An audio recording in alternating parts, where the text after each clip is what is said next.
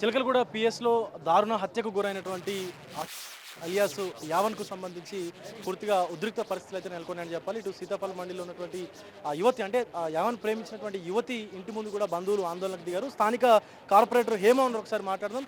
హేమ గారు, సంబంధించిన కుటుంబ సభ్యులపైన కూడా అనేక ఆరోపణలు ఉన్నాయి ఉన్నారు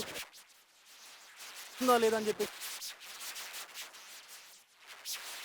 యాక్చువల్గా అయితే మా దగ్గర ఇట్లాంటివి ఎక్స్పెక్ట్ చేయలేదు. ఇన్ని సంవత్సరాలు ఎప్పుడు కూడా ఇట్లాంటివి ఎప్పుడు జరగలేదు. ఇది ఫస్ట్ టైం. నేను ఆల్మోస్ట్ 10 years నుంచి ఉన్నాను ఇక్కడ డివిజన్ కార్పొరేటర్గా. ఎప్పుడు కూడా ఇట్లాంటి అరాచకాలు మాత్రం మా మా ప్రాంతంలో చూడలేదు. ఎక్కడో బయట జరుగుతుండే అవన్నీ అట్లా మీడియాలో చూస్తుండే, కానీ ఫస్ట్ టైము మా మేడిబాయి మా సీతాఫల్ మండి ఏరియాలో ఇట్లా జరగడం జరిగింది.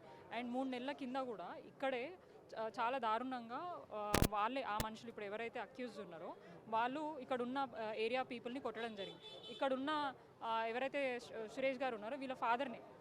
ఇది ప్రీవియస్ కంప్లైంట్ అండి. జస్ట్ 3 months కింద, మీరు డేట్ చూడండి, జస్ట్ 8th March రోజు మేము మేడంకి డీసీపీ గారికి ఇవ్వడం జరిగింది.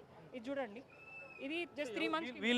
వీళ్ళు ఇక్కడే ఉంటారు, ఈ బస్తీ వాళ్ళు. వీళ్ళ ఫాదర్, వీళ్ళ ఫాదర్ జస్ట్ ఒక పార్కింగ్ గురించి ఆయన గొడవ ఇష్టారీతంగా ఈ పెద్ద మనుషులని వీళ్ళని అందరినీ కొట్టిండు. ఇగో ఇది జస్ట్ 3 months బ్యాక్ అయింది.